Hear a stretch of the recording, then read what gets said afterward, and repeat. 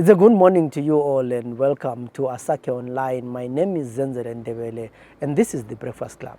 Today in our program, we'll be talking to Ndumiso Gumede, who has spent almost his entire life senza sports. Administrator weZifa, Highlander, Referees Association. So he has a wide experience when it comes to administering soccer. And today we want to talk to him to find out ukuthi kanti ibhola lethu even nationally lama local teams indaba lingahambi kuhle kuyini esingakwenza ngcono, but what was it that they were doing a few years back which can be copied now? Babu Gumede ngiyakwamukela. So my first question to you, Babu Gumede, is ungasitshela ngembali yakho ukuthi wena uzalele ngaphi wakhulela ngaphi? Ngizalelwe edolobheni elikhulu kuthiwa iBulawayo. Esibhedlela esikhulu esingasekho khathesi okuthiwa i-Old Memorial. Ngakhulela eMzilikazi ku-Ara Square. Ubaba wayengu-teacher. Umama hayi egcina umuzi. Ngenxa yokuthi ubaba wayengu-teacher, kwakuthi nxa ezazuza okuyafakwa kwesinye isikolo phecelezi transfer, lathi bese sithutha silandelanayo. Ngakho ke loba ebutsheni bami ngakhulela eMzilikazi, ngathi ngisiyafunda standard 1 ngasi ubaba wayesefundisa eMzingwane. iMzingwane ingakabi secondary school, sese-industrial school, okwakufundiswa khona carpentry, labo farming, labo leather work. Ubaba yena wayefundisa ezokubaza njalo ke base bembiza bethi umaplanka, lami uthi ngumntaka amaplanka. Sasuka lapho ke saya eGwai River, lapho ubaba wayesefundisa khona under ama-Methodists. Mina ke ngase chiya ngisiya boarding school ukuyafunda standard 6 Enyathi lapho ke kanti kulapho kuvele kule nkaba yabantu bakwaGumede. Ukhulu wami uNkukhwana wayemncedisi omkhulu wabanali abafika levangeli lapha ngo-1859 ivula inyathi sasezivele sesikhona. Ngakho ke yikho wawuzwe ngisithi angekhaya ngenyathi enyathi lapho kule nkaba zethu ezako Gumede. Ngafunda ku-standard 6 ngaqeda lapha ngahlanganisa i-secondary. Ngithe sengizofunda u-form 3 sengisempopho la impopho mesathiwa iBulawayo African Secondary School. Ngakabi impopho uMzilikazi bonke babengekho. Labo loveve labana babe in fact loveve yayi-technical college at that time. Into engiqeda lapho ke ampasanga okuthabisayo ngase kuthiwa kangiyefundela ukuba ngumteacher. Ngase ngisiya ke eGweru Teachers College ngayafundela ukuba teacher. So ngutitsha wani wesikhiwa wesiNdebele? Hayi, ngiyathaba kakhulu sonke isikhathi nxa abantu bekhumbula ukuthi ngoba isikhiwa lesikho sesikhathi ngani ngiyasikhafula ukuzwakala, wathi hayi lo wayengutitsha wesikhiwa. Ngangutitsha we-mathematics, le-sciences. You had to do your major and the subsidiary subject. So kodwa ngaqakatheka kakhulu ngokufundisa i-mathematics. Into engiqeda lapho ngakwenza i-teaching practice yami eNyathi. Ngakho bakhona abanye abangaziyo ukuthi Gumede wamfundisa eNyathi, abafana lo Roger Muhlwa abafundisa eNyathi. Kodwa sengiyafundiswa koqobo ngayafundisa eHighfield Secondary School eHarare. Kuseseyizozivele. Leyo ngelilanga leyo inde kakhulu leyo indaba yakhona. Ngamafitshane nje khona mpana ufundisa eSozibele eHighfield, umuntu wayekhulele eNyathi. Kwakunjani? Well, kwakuyikuqala kwami ukuthi ke ngiyehlala endaweni engamvele ngingayijayelanga, engazake ngifike la kuyo. Lelanga lami lokufika lokuqala lapho salabazimu. Principal onguNdoda okuthiwa John Burke So ngithe ngintroducewa kuyouth nguyimphathi esikolo wathi good morning sir. What's good about it? I never expected that answer anyway.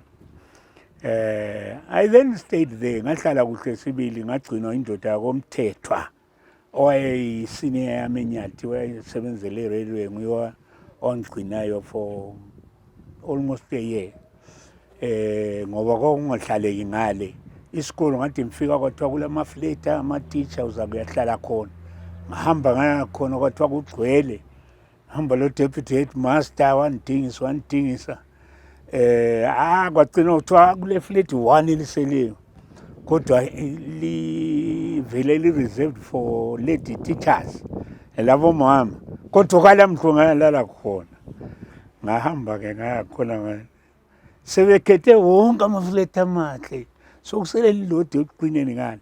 Unfortunately kwakuyi-communal abolition so mina sengihlezi-ke efletini lami lela kulala maglobe angilala mali yokuthenga iglobe angikwazi lamagross ukuthi angaphi hlezi omama bayathutha bevela khona lapho ezindlini zabo besiya ku-abolition ngale behamba bhunya umunyu hhayi ngakholisa lelo langa ukubukela i-kind zabomama laba abazange bakwazi ukuthi kulo muntu wesilisa oseduze khona hhayi ngelanga elilandelayo ngase ngumzuzu baba womthethwa leyo sasifunde sonke kwathi hhayi buya sehlala sonke ngihlalile-ke eHarare Sosville then iminyaka ezaba 7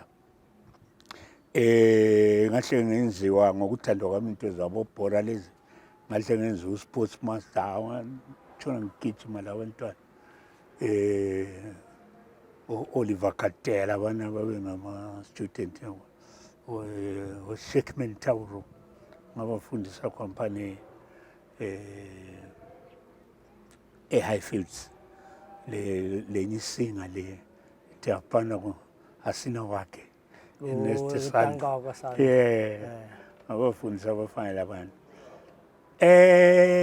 impela viki zami zonke-ke ngiseHarare zaphelela endleleni ngoba ungu-sports master ngaliviki lemukela abavele eGoromonzi ngaliyani iviki lani liye Howard liyadlala khonale but yikho lapho okwakhula khona uthando lesport although lami ngivele ngisithanda isport even ngumntana esikolo ngangidlala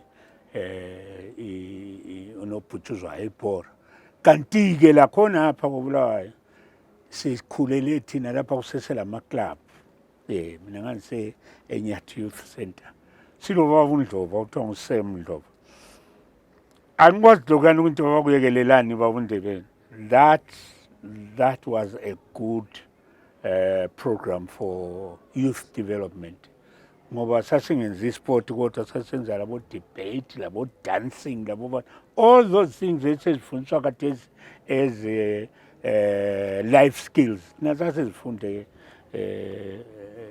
eclub ngahlala-ke khona le Harare ngaze ngathatha ngikhonale hayi kwangibiza okwekhaya ngasembuya ngapha ngizofundisa eMgandana. So usuke nini ekufundiseni lapha sosiya kubhora professional football?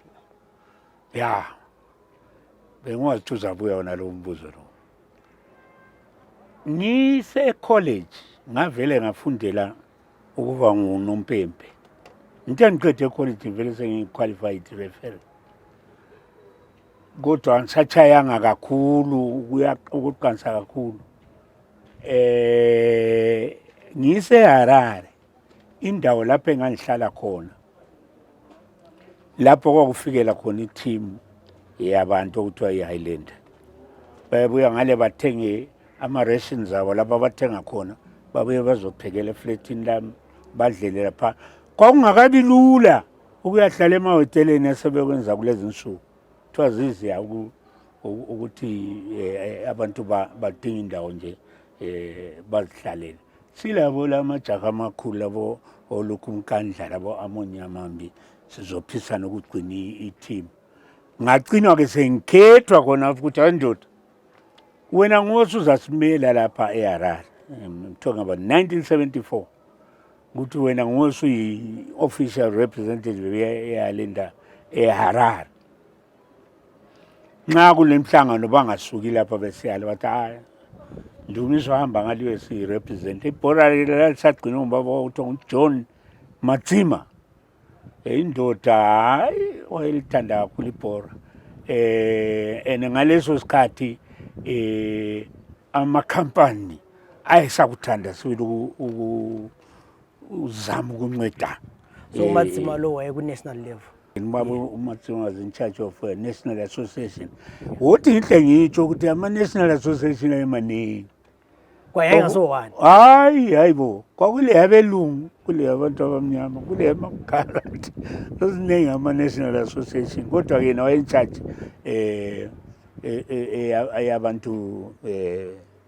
abantu bantu. Bengisathi ngithi mina ngaleso sikhathi amakampani ayekuthanda ukuncedisa. Ngakho ke uzobona ukuthi Castle yayikhona, BAT senze igwayi ikhona, iRothmans ikhona, iChibuku ikhona. Bonke befuna ukuncedisa ezemidlalo. Kwakungela Premier League, kwakule one association ezisengqongeni kuthiwa iSuper League. Lapho kwakule Islander khona ke ku Super League. So ake mbuzo omnye umbuzo ukuthi ngesikhathi sene-Islander isiyadlala labo Dynamos eHarare khona ngale. iDynamos la ibuya ngapha. Kwakusenzakala yini khona okwenzakala khona nxa kudlala iLander leDynamos kube lomsindo kube le ntshukuntshu leyana nje. Ngitsho. Okuningi laphana it was actually very friendly. Ukuthi even ibhora liphela kwakuke kuhanjweni abantu ke bayichitha isikhathanyana baye singakaphenduki kukhulunyiswana nje kubuzwana ukuthi kathi madoda lisehlule njani. Thina lapha osahluphana labo kakhulu yayithimi yayilapha kobulawayo kuthiwa iMashonaland United. Lapho okulodubo ngoba nxa kwakuzadlalwa eBaba Fields afana kuyihome ye-Highlanders. Ngiviki yonke le iyaphela kulamadoda lale ground afana ukuthi kungangeni isitha esizofaka kumbe kuyini abakufakayo. Labo ke ba reciprocate la ukuthi mzana kuyibo ba home labo kube njalo. Kwafa abantu abaningi phela ngalezo sikhathi. So i-rivalry lo okhuluma ngayo was more intense against Mashonaland United than with Dynamos. So people who actually kill themselves. I mean, kill each other. Yeah. Ibhora uyafa tu. Abantu befuna nje ukuthi iqembu labo libe yilo elinqobayo. Yes. So you representative ya-Islander lapha eHarare. So you continue rising kuhamba njani? Yeah. Sengiyi-representative eHarare ke sengisuka ngale sembuya kobulawayo ngo-1975.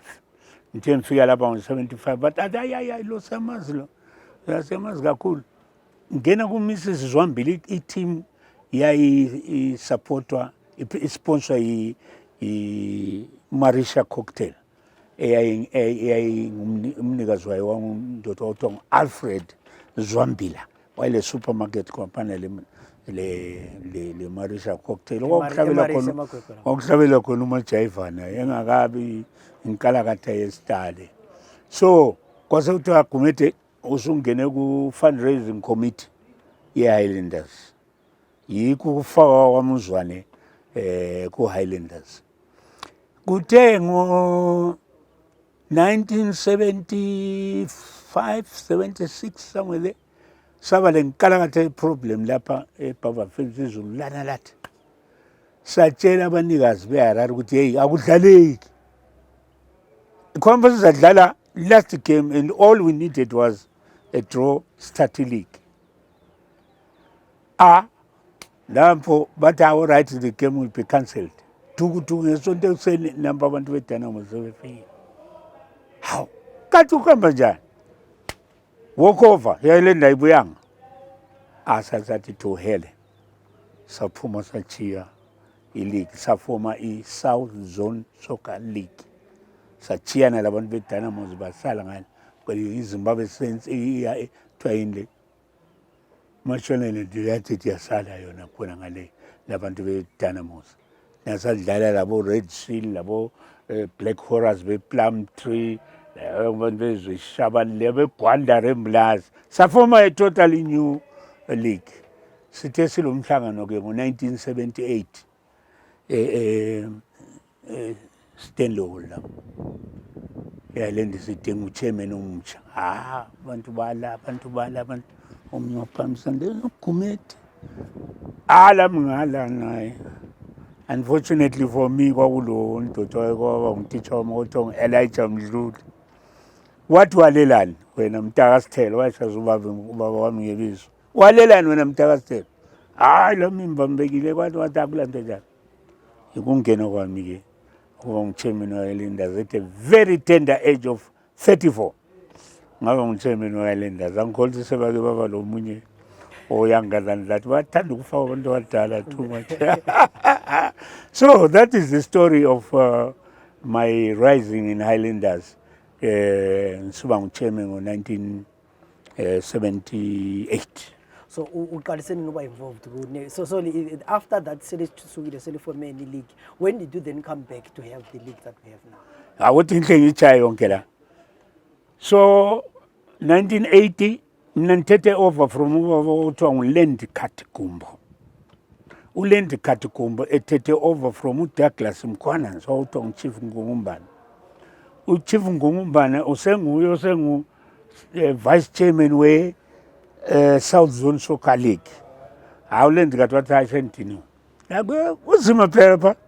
Ulala ungaleli. Nxa iteam idliwe bakuchayela ifoni ebusuku. Ungaphi Gumede sendlele mo. Ulele iteam idliwe. So kuzima lapha. Anyway, 1980 sesithatha uzibuze. So finally kube le new catchword danger dispensation ku football. Sengifonelwa ke minister uthi uminister Theora Europa Nongo uthi ungafika yini eHarare. Ngahamba ngafika eHarare sengitshela ukuthi hayi kuthiwe wena ngomunye wabantu esingabafaka ku interim committee to run football sesidissolve khona kwabomajima lamakhiwa lana sifake yethu ehambelana lozibuse wethu omutsha. Ngangena-ke ngaba yi-committee member ngo-1980 ngaba yi-committee member ngo-1983 akhala amaclub ukuthi hey interim committee le sihlale kakhulu hayi awufakwe nentsha. Mina ngangingekho ngangiseTanzania ngihambe le team kababa uKenan Banana wathiwa i-State House Tornadoes. Ngaphenduka kodwa in time for the elections. Ngichiye kodwa mbhalile okuyi-manifesto wami madoda mina bengi-incharge ngiyi-committee member ngi-incharge i-development ngibona nganenze kuhle ngibuyiselani. Nto ngifika lapha ngahlangabezwa ngubaba uDouglas Mkhwana ngizothi ndoda kusele kusenzakala la. Kuthiwa hayi amandebeleli baningi kakhulu ku-committee. That was 1983. 83 singu-2 Mkhwana nzilami manje Daki why hayi ukuthi wena usho ungcono ukuphuma kusale wani. Alright ngabe ngichiya phenduka ngizolihlalela la ngaba ngu-chairman we-Highlanders basketball. Sasesiqalile i-project eyokuzama ukuthi sibe yi-sports association. Ngaba ngu-chairman we-basketball 84. U-chairman we-Highlanders ngomnye umlungu okuthiwa nguMalcolm King ezaseva 2 years 84 85 wachiya end of 84 wathi akasafuni. Abantu zale lami buya ndoda njengoba usuphendukile buya ngathi hayi bhora liyangiyangisa shuwa ngisebenze kuhle kangakana bese lingixotsha mahlayana nje hayi angisafuni antisengutitsha phela emkandane ngelinye ilanga bizwa la ngabodaka komkhwananzi ukuthi hayi ndoda hayi come back to football hayi ngachayela ifoni ngelinye ilanga Ngumede Nkomo la Nkomo uyamazi Joshua mdala ngoneni buya nkhaya nsiye phela ndaba safika ngale mdala ethi kathi wena what's wrong with you abantu balwela izikhundla wena abantu bafuna ukufaka esikhundleni uyala who do you think you are ubuyela kwathi uHighlanders senqandwe ngubaba uJoshua Nkomo go back but it would be very very useful turn of events ngoba the very next year chairman ke 85 saxoxoxoza 85 uthe phela ngathi madoda bengiqedisa term ka Malcolm King sengichiya ke sokufanele kukhethwe kutsha sise McDonald kodwa yeah sifuna ama elections elections lapha nye phambi sisandla chairman Gumede madoda khona umsekela ngasubhala phansi omnye ke aza ncintisana laye chairman yebo nominations closed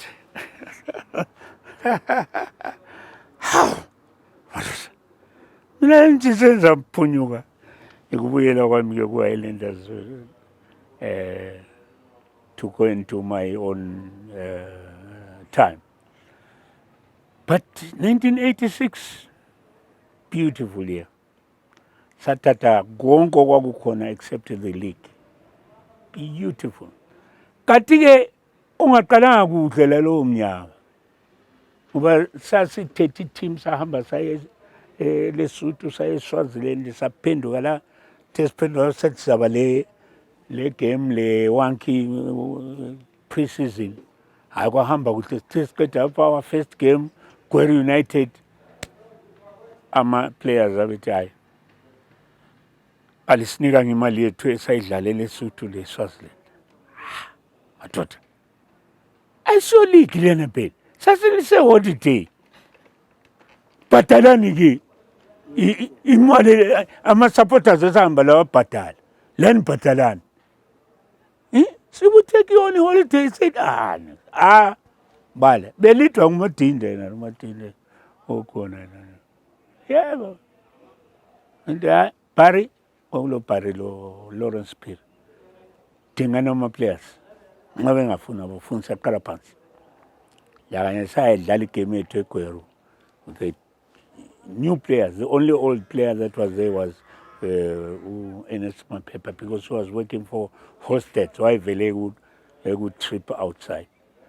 With 10 minutes to go, we were leading 2-0.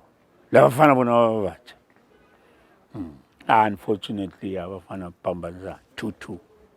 But Lavana Babu about 1 by 1. It just doesn't work. Just doesn't work.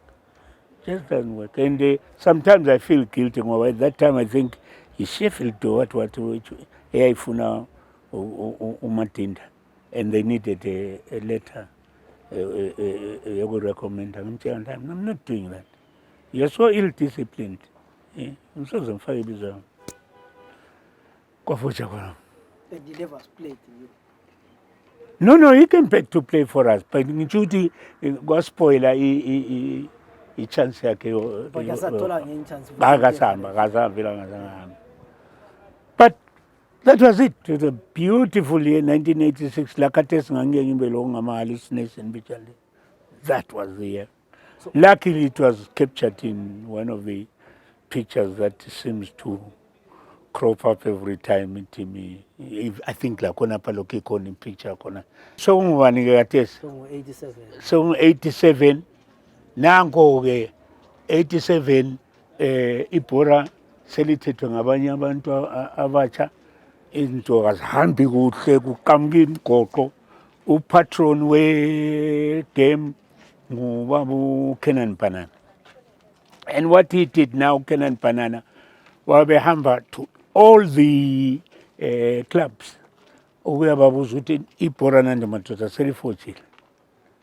Okurongo yi-leadership yethu.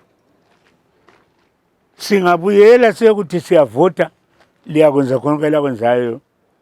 Khathesi ngibuza wena ukuthi who do you think should be leading our football? Wahamba wonke amaklabhu. Amaklabhu aqamba-ke abantu abebebafuna bethi mhlanganeni uBanana ethi hey, iFIFA vele ayifuni ukuzwa ukuthi kule imposition of persons, ifuna kukhethwe. Kodwa before I came to this meeting ngibuye ngazalibona lonke one by one, laninika amabizo abantu elifuna balikhokhele ebhoreni. Yibe siyabakhetha lapha namhlanje. Angothi idemocracy enjani ke leyo. Anyway, it was myself, Nelson Chirwa, Frank Valdemaka, Musa Ismail, anyway, that's how I went back now to Zifangachi Highlanders. Ngaya-ke sengena ngase ngingu-vice chairman. Nangiqala ngiwucommitment sifangu-vice chairman. Now kulo mthetho ebhoreni owawukhona sebasanda ukuwukhupha khathesi ukuthi nxa uchairman engoyaharare uvice kabe ngowangapha.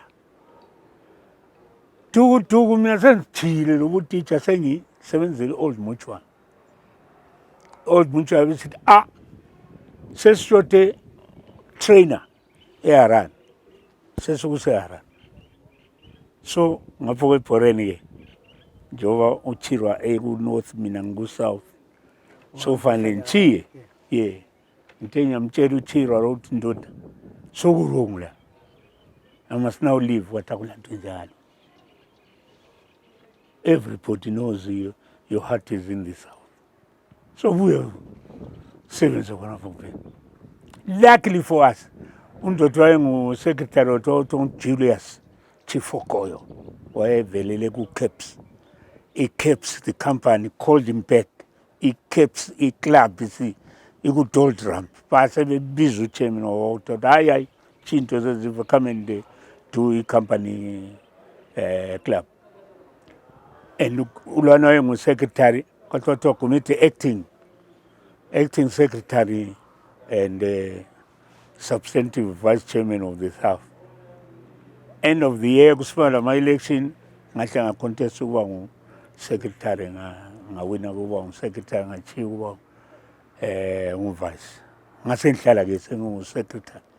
Uyazibona izikhundla ukuthi sezibe committee member, vice chairman, secretary.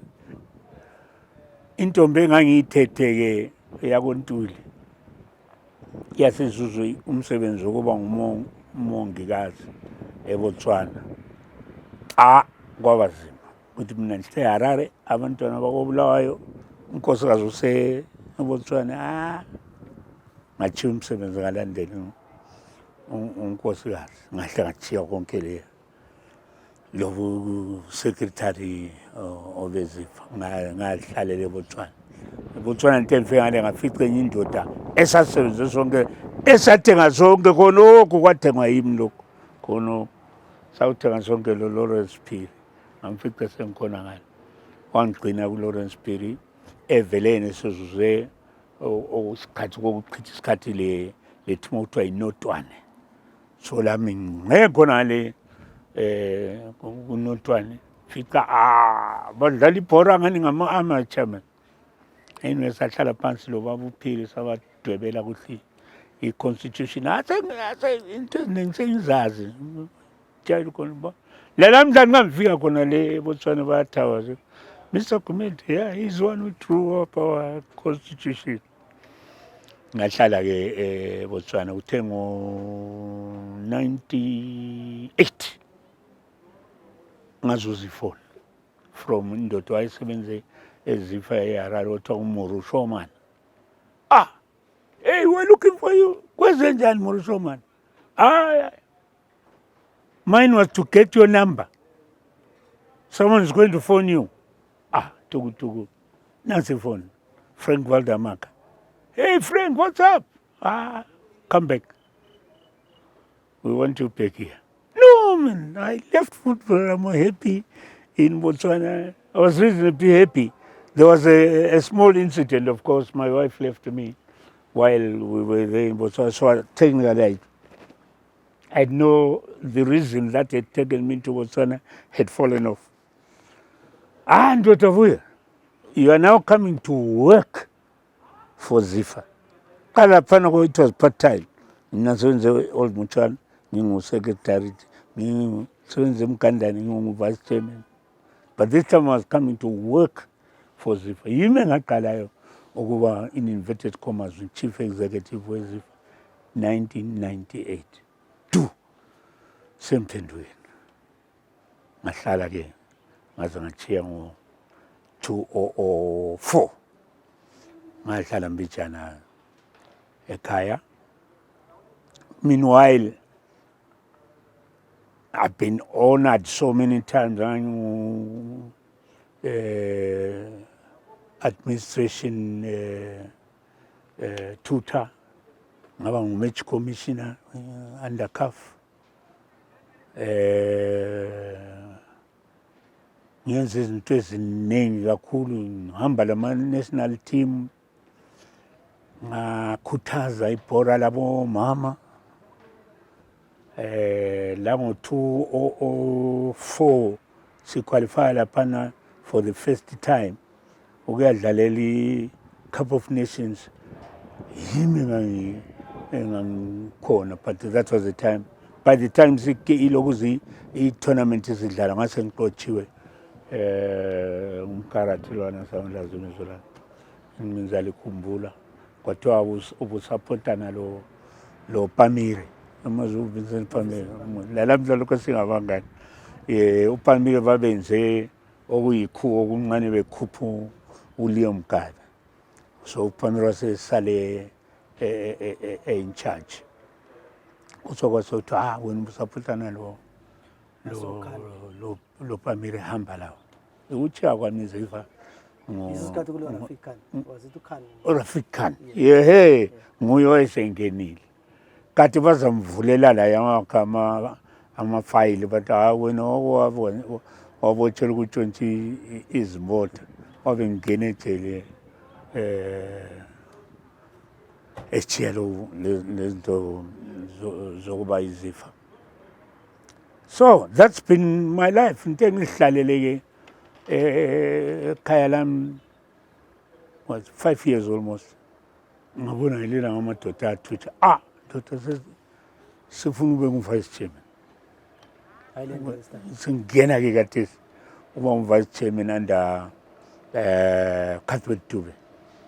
Ngasebenza layo uCuthbert Dube evele elokungama-infirmities wakhe. Wayengaphilanga sibili uqobo. So many of the surgeons emhlanganweni la were falling on me now. Luckily, I had nothing else to do. I was just seated at home. So it suited me well. It suited him well. Like lo vice chairman ongala commitment anyway. But ngenze 4 years ngale sengingu-chairman we-referees committee. Sikeyahlupha la i-referees committee. Kwaba le nkalakatha yenkeme thina singakangeni kulabo bantu abasebehambisa ama-team e-Asia le besiyadlala ama-game a-fixed banikwe izimali bese bethengisa ama-game. Kanti ama-game lawo ngabantu abavele benza izimali ngama-game. So kwase kuthiwa hayi Gumede akuyicubungule ngayingenela ke ngilo Elliot Kasu, lo Fungai Chiuri, lo Benedict Moyo, lo Methembe Ndlovu.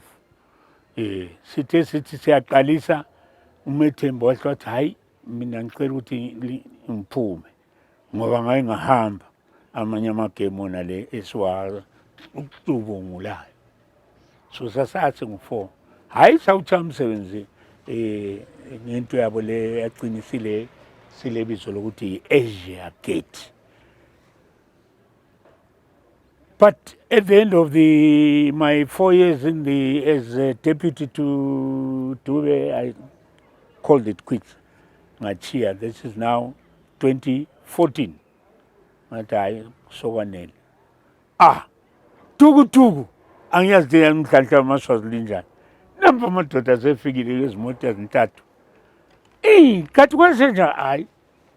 Sicela uzothi uphumula uqede indima yakho wayiqalise Highlanders. Hawu madoda. Semfela khona le vice chairman of the association mbuyela ngisebenzele Highlanders. Hayi but awulanto njani. Akulanto njani. Buya. Ukuphenduka kwami ngizoba ngu-CEO we-Highlanders 2014 kusatsha u-2016. So isisikhathi sekulo Chiyangwa. Chiyangwa ungene vele sengichiya mina. Chiyangwa ungene ngo-2016 semvele sengichiya mina sengiqedile. Uthe ngene uChiyangwa laphana wakhanya engene ubukophokopo. Ngani ngoba umthetho webhora uthi ukuthi uye khona lengqongeni kufanele ube wasebenza iminyaka engangaphansi kwe-5 at senior level. Ukhona zibhale umthetho wakhona. Yena wangena wathi wancedisa iChegutu Pirates. Angibuza le Chegutu Pirates abantu abayazi Chegutu Pirates oyena. But udumo longikhona ukuthi wayevele efakwa ngabantu bezombangazwe. Bebebona ibhora iyindawo lapho abangala crowd khona abangala ama-tentacles abangabambi khona. So base befuna ukufaka umuntu wabo base befaka yena. Waba le mali ke yena wabhadala abantu abaningi balalisa emahhoteleni abantu le hoteli nayenza angene. Ikwenza ukukholisa lokhu kanti ngaze ngisebholweni. Bamvotela ke wangena. Teze ngenile wavoxa vele ngayinto zebhola lezi engazazi akangenela ama-decision ukuthi ureferee lwana upay red card wrong amcanceling it. Ngubani mina hayi anyway kwaba labantu bezikwereti kwaba lezi sebenzi ayesezixotshile kwaba lani kuningi abantu babebhala inkalakatha edozi engaka betheka iye eFIFA. iFIFA yaziswe ukuthi indoda lo hayi kazibambanga kuhle. Base bezidinga ozayisayina ngubani. Ngikhumbuza lezi story esamagundwane efuna ukuthi afake iklogo kumangoti. Ozayifaka ngubani madoda. Anyway, kazathu yasiwela kimi ke bathi ndoda siyacela sibe sesikubhalele nanku. Kubale nxa uvumelana lakho faka isignature. Ayikufaka kwami isignature idozelana ihamba isiya ku-FIFA. iFIFA ngaliletha back Chiyangwa nampa abantu bayacomplain. Chiyangwa bethi komiti wakhona lowo kathi ngubani. Wathi hayi alright wena sesikususpenda. Yeah, sengikhutshwa ke bona but ngivele sengichiya. That was the end of my 2-year contract with Highlanders. But ayamhluphi indaba yakhona khona ngale sengenelwa ngabanye laba abakhulu ukuthi hayi you can't do this. This man has done so much for football. Can't just come and suspend him. Nangu esebhaleni. All right. Your suspension is lifted. Suspension efakwa ngumuntu oyedwa. Very ethics zebhora kalazo ukuthi into zenziwa ngama-committee fanele kuye committee layo ingenza sokube partial suspension pending ratification by kakwazi yena nguyo be all and end all.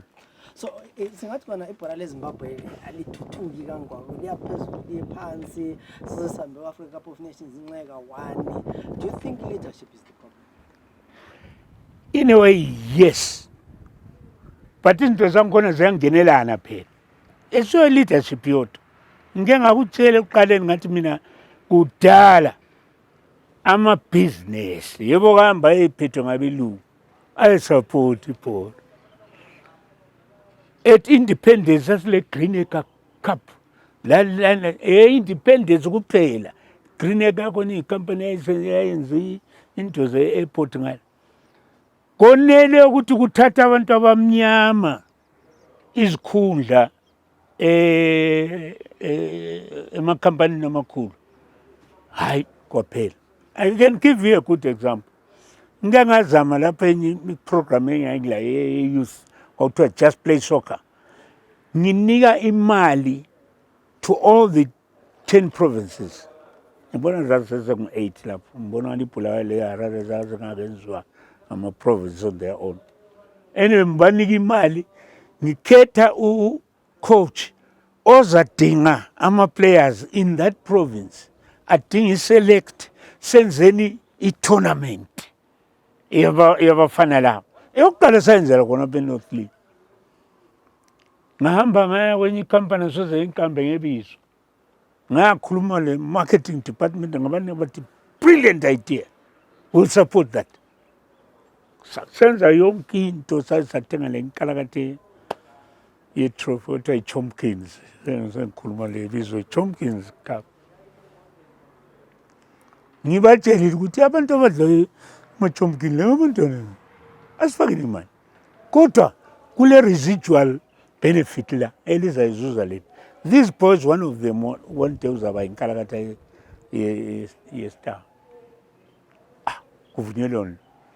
Sesiyalontsha. Unkazana wami ngu-in-charge marketing abe ngitshayela ifoni. Ungaphi ngisezifa. Please come now. Ngihambe khona. Fika uyakhala. Kwezenjani? Athi managing director uthe no thank you. Sesifike lapha sesilontsha. As long as kuloliyo ngabe not my company own people. Sure, ngabulala isizwe sonke nento ukuthi libangisana ulutho le one individual. That's how narrow-minded some of our leaders are. Izolo lapho engikhuluma ngakho ama-mine St. Paul's kwakule bhora khona. Libmanga lithi ibhora langikhona lezimine. But imali yayivele emakhiweni. Khathesi akula mali. Into yebhora iloku yi-cyclic quad. Idlala kuhle. Abantu bakhangike babuye kuwe bazofaka imali. Imali bisikuthuthula lawe. If you break that circle, sula nkalakathe trouble. Kalakathe trouble. Nangu Strive Masiwa sengenile ebhoreni ufuna ukufaka imali yakhe. Isponsoring i-PSL. Lo CEO PSL uthatha kuye isalary vela ku Econet. Nampa abazombangazwe abafuna i-net one ibe yiyo la elolutho. Nampo sebesponsor i-caps. Nangu Strive sechitha. Mina into ngizolinceda ninazale ngene i-competition. Bandabona. Ubone nje ukuthi hayi. I want to understand. Not that it doesn't happen. Kangela kathesi kubo Kaizer Chiefs labo Pirates kan. Befika bobabili belama double treble sponsors. But kuyakhulunywa abantu bakwazi kuzathiwa. Lapha yiko esehlule kakhulu. So iproblem yethu khathesi imali kayikho. Wesike khathesi sesila lokho esilakho khathesi. I-team ziyadlala khathesi 34 games. Ewinileyo ngazuza 60,000. 60,000, Islanders finishes that 60,000 in 3 months. So we needed 60,000. It's an insult. So kule impact either way. But ozangena a management of a sport that has so many negatives, ngubani? You have to be extremely thick-skinned ukuthi uvume ngena lapha. Thick-skinned. Akuphela kuphelela chiya. Inhlamba oyiholayo from your own supporters, from lama opponents akho, it's just not worth it. Lapho silenkala kade problem khona until we can regularize that. Kube indawo ehloniphekayo. Ne? Lama players lawo azinikele. Mina ngithe lead club, lama players were not full time. They were working elsewhere. Njoba Nchilo nje NS is a good example. Basenza Hosted Brothers, Paritaka, basende Swenze City Council. Bebuya this time kono bebuye a training. Khathesi bavukela training from 8 o'clock to they shouldn't be failing. They shouldn't be failing. But bayehluleka ngenxa yokuthi sebele too much time. Bona abanye sebebhalwela futhi bagcina nelezalukazi lapha bengakabuye ebhoreni. What for? What for? So ziningi into ezirong. Asiyabi professional sibilo ukuthi abafana bethu bona abancane esibakhuthazayo khathesi. Kufanele bathi nxa bengekho eground lapha siyakwazi ukuthi bangaphi. Right? Kumbe banikwa i-life skills. Life skills. Awusoze umuntu umenqabele ukuthi enze lokho yena sakufundile okuxhwalileyo. Yeah? Khona benzenza ukuza khona ukuthi find ukuthi soccer uyachiya olabo usemncane kakhulu 35 maximum 40 you are starting your life switching ibhola but ibhola lakhona is not paying enough so nxa ungela ama life skills olawo izinto izinto ezigcina sezithwa nobani wayedlala ibhola seyiphopha into ezinjalo. Yes and no. And I'll give you a good example. Nxa uke waba le lagi yokudlalela i-national team wahola ama-1,000. There's no reason why you should be poor. One of my players yakuthiwa nguMercedes bangahola inqawanqawa zemali zabo wayehaya ama-taxi angu-2 enye ithola ibhatshi lakhe enye negade kuyo. Ubuntu ka-understand kuyaphela lokho yikho kufanele sibatshele khona. Ngithe ngingakatsheya le ndawo sike senze i-orientation sabatshela madoda kuyaphela lokho. Akuthi kuphela wena usuke wafaka okuyimadlana eceleni. 2 usuke wadecide ukuthi uzakwenzani after that. Will you go into coaching, administration? Nxa uzakuya kuzona izinto wohle uqale khathesi ukwenza amakhosi angikhona. Awusokuthi mzwana uqedile suthi sengifuna ukuba ngikhocha akusebenzi njalo. So amalungiselelo wona lawo lapho esileka khona.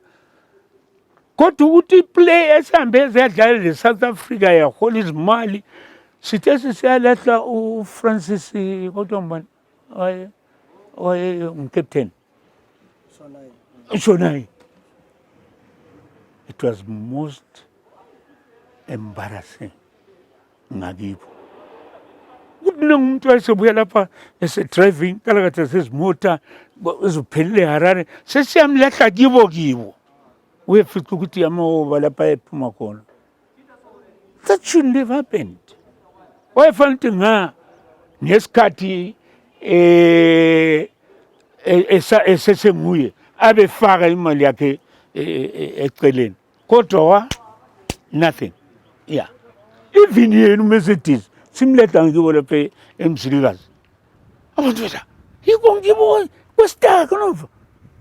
He should have done something better esazuza imali. Uku-extenda nje indlu ikhanya ukuthi hayi lapho kuhlala i-football star. Suka ubhatha amazwe onke Germany ngaphi unika izimali kodwa shayela eshabhini le bafazini. Kule ndaba yomuthi ebhoreni, umuthi uqakatheke kangakanani? Iyasebenza yini? Yeah, umuthi unfortunately is part of African culture.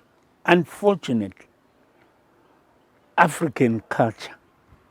Lawe mzana uzalwa inkawu yakho yafihlwa yathelwa itswayi yalahlelwa khatshana lapho ungafanelanga kwenzakalani. Kodwa iqiniso sibili akusebenzi. But nxa wavele wakhula usazi ukuthi kufanele ucatshwe kwenye indawo ukuthi kukhanya ukuthi sibili uqinisiwe. That's what happens. Kuyafana le true religion. Namba abafana be-Dynamos bazodlala sebelayinile egedini lapha bayathandaza, Nkosi siwine ligame lamhla. Nampa beyalendaza babuthene labo benze indingiliza, labo bayathandaza, Nkosi siwine ligame. Kuyawina bani? Uyalalela bani? Nomuntu njalo. Nxa wena ubelieve ukuthi uzawusebenza. Ungaba libhuku lika-Bruce Grobbel uzakuzwa kwampani ebhala ngezinto zomuthi. So kwesinye isikhathi mina for instance ngithe ngingu-chairman la, ucoach wami engundoda okuthiwa nguJames Nxumalo. Sisemhlanganweni kuzafuneka phela imali yokuthi sibhadale osiyazi. Hayi, awula nje njani? Ibhora leli siliwina ngama-players lawe. Wena thina siyi-executive we don't earn a penny. Wena you earn from football. Nxa wena ufuna ukuthi uyebhadala inyanga, hamba ubhadala yakho imali. But asoze bhadalwe yithi. Nxa njalo inyanga kuyiyo esiwinisayo, wena mngcono usithi ukhupha umsebenzi. Awusebenzi, it just doesn't work. But unfortunately, like I'm saying, some of it is embedded in our cultural beliefs. Abanye abafana vele kasoze hamba edlala nxa engazange gqamuza inyawo zakhe emanzini alomuthi. So what do? Uyathatha amalahle uchole uthatha amahlamvu ngomtshekisa ngifake phakathi. Madoda inyanga ithe wonke umuntu kadlulela. Ayibonga lalutho. Tadlala phoso uzoqamula.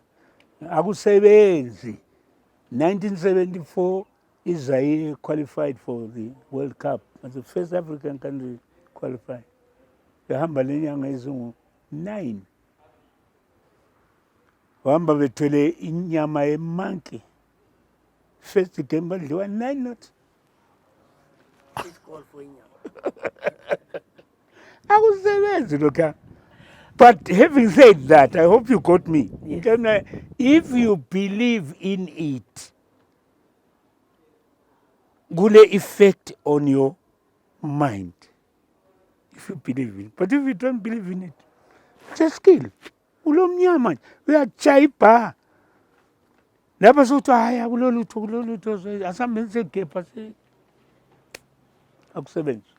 So my short answer to that is that umuthi awusebenzi, kodwa ngitshonga ukuthi akulabantu abawudingayo. Ngakutshela inyanga zekhona apha koBulawayo ukuthi ubani lo, they claim to be. Ukhona omunye ngithe ngitshiya ngo-2016 ethi i-team iqalise ngo-2017 ngadlali kuhle. Wathi uGumede lokho laxotsha uGumede akusela muntu onilanda. Angimazi lokumazi. Kamba manga.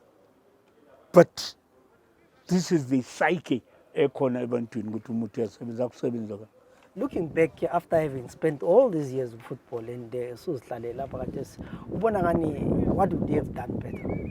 Do you have any regrets? I don't think I have any regrets as such. But I wish we'd taken into what you call it ngesikhiwa nje ukufundisa abantu kusesele hayi liyabalekela ibala lesikhiwa yazini. Anyway, that's what we should have done. Kule problem even kwaBayalanders that a person comes in ulama ideas akhe and then mzwane esiba voted out obuya la ufuna uqalisa kutsha. I'll give you a very sad situation kwaBayalanders. We bought a property which is our office khathesi ku Robert Mkabewe. Next sabona ukuthi si waste a lot of money ukuya ehoteleni. Sithi sisehoteleni abantu abasiseve ehoteleni ngale asibazi. Abanye izitha zethu. Bangasifakela isoda lani ekudleni kwethu. Esebenzela i-team yakhe kodwa esemsebenzini wehoteleni. Hayi sathenga indlu eluveve ukuthi sizakhempa khona. We will save money eyokuya emahoteleni.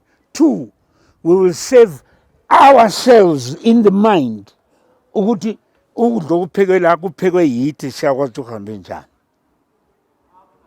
That place is derelict. Ngoba babuya belandela after that did not have the same vision. Iko ngitsho sesibuyele mbo. Ngike ngasuggest ukuthi asithengiseni lo kanti. Ngokanti lina esasilakho thina ukuthi indawo lana kayibe njani. Sasifuna ukuthi sakhe yethu ihotel lapha. Oh well, a nice lodging place. Right? Ama-players ahlale ngama-2 wangani basehoteleni. It's just there, wasted. Ngenxa ukuthi the subsequent persons did not subscribe to the same vision.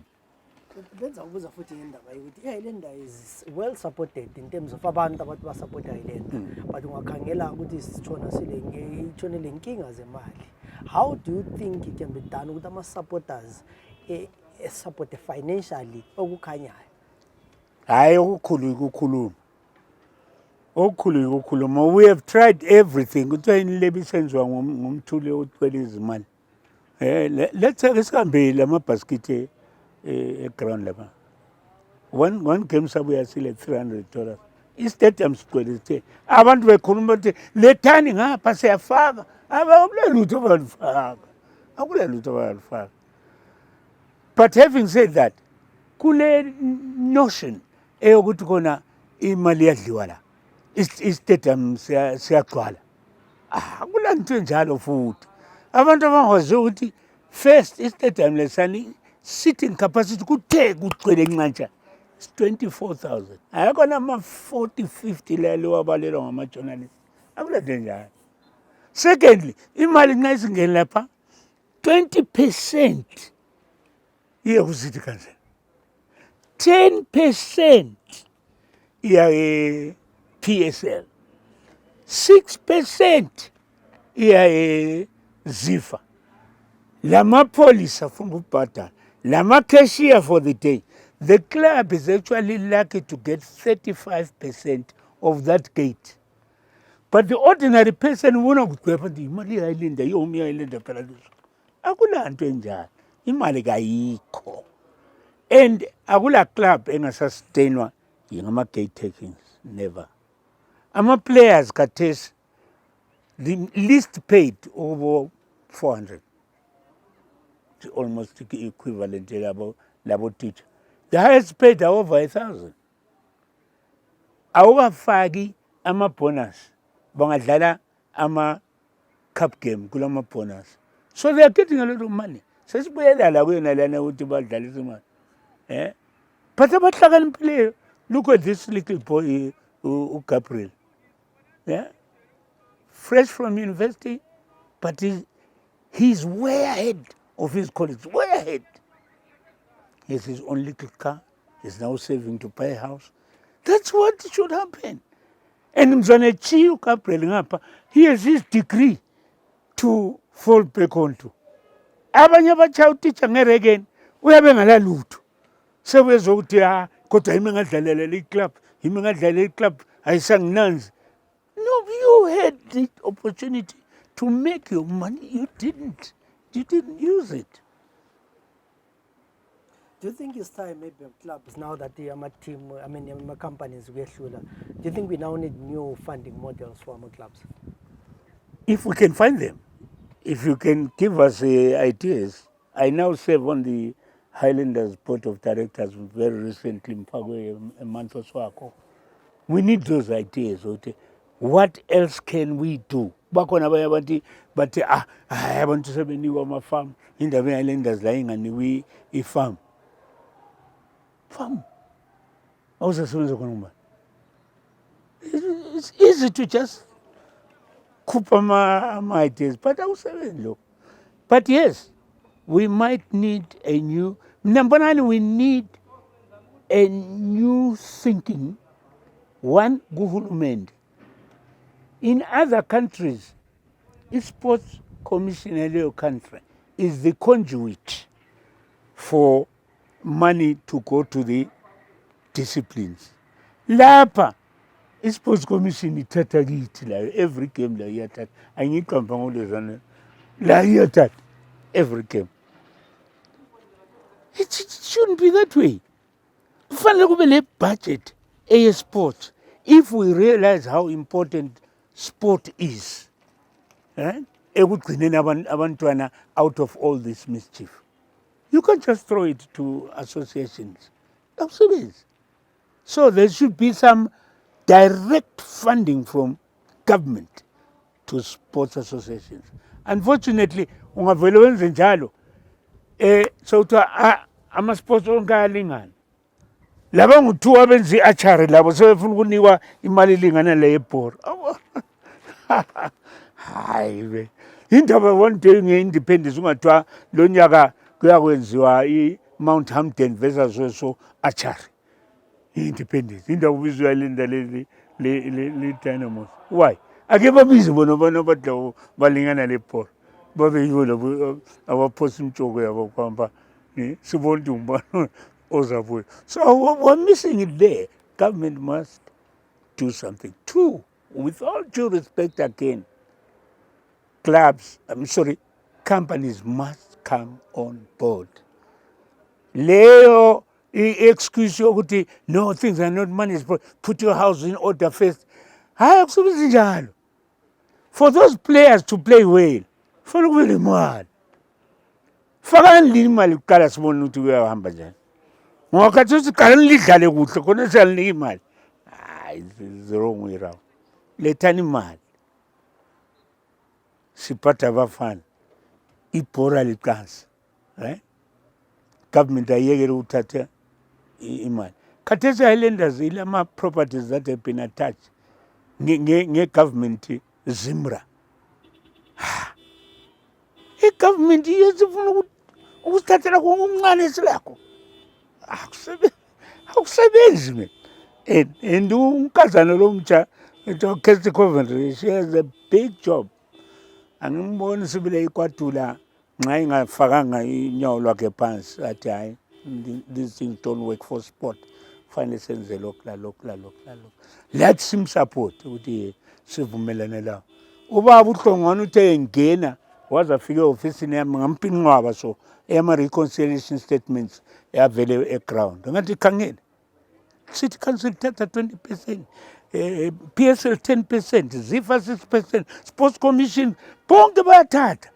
I-club selile, how can we survive? What I bring it, I'll do something. Uzowaphuma. Lo langa la ngamenza njani? Uzochika ngisangalutho. Ngoba into zangikhona is beyond. Bonabo bathi mina nginguminister. Kwedlula phezulu. Nxa ningathengela ama-chiefs izimota zonke ningehluleka nje ukuthi hayi alright Highlanders nansi mini phasiya. Lenza umsebenzi omuhle. Ngoba sibagcineni ayisuko kwethu ukugcina ama-citizens out of harm's way mischief. Ngahulumende. But we don't get any assistance. You know, it's interesting that ubaba uGumede uyasitshela ukuthi ama-80s ibhora lalinjani ukhuluma he remembers iminyaka yabo 86 for example where Highlanders was winning but ilizwe lalise right, you know, teams were doing well but also companies were supporting soccer. But he also tells us ukuthi kona ibhora, like most of these players, it is important for them not only to play soccer but to start thinking ukuthi kona ungaqeda ukudlala ibhora kuyini ozakwenza, because we have seen most of the times ukuthi ama-soccer players afa engela lutho, abanye baya sebedulibeka sebephuma emanyuziphepheni kuthiwa ubani wayedlala ibhora seyiphopha sedubeka and all those kind of things. So I think the soccer administrators should start thinking into kade ikhulunywa ngobaba uGumede ukuthi we should not only coach them soccer but also to give them life skills, for those who don't have qualifications, for those who don't have degrees, after playing soccer you do something else, because yakwazi ibhora around 40 so retire awusakwanisa ukudlala sumele wenze izinto, but if you don't have any other skill kuba inkinga. So I think soccer administrators would take that advice and implement it. But above all, we're encouraging our companies to come forward, support the sport, because if we are supporting sport, we are grooming our young children, our youths, is treating the things to do. So we are also, you know, keeping a healthy nation, but a nation that is occupied, because ikusasa labantu abethu liqhakathekile, so they need to do something. This was a very informative program, mfundo okuningi kakhulu, and I hope in the next few weeks sizambiza futhi ubaba uGumede sikhulume ngokuningi okunye esingakukhulumanga. But if you have questions to ubaba uGumede, why don't you just send us an SMS or a WhatsApp on 0773 103 262, so that nxa sesenza part 2 program it, we can be answering some of the questions elizibuzileyo. My name is Zenzele Ndebele. Till we meet again tomorrow, have a good day.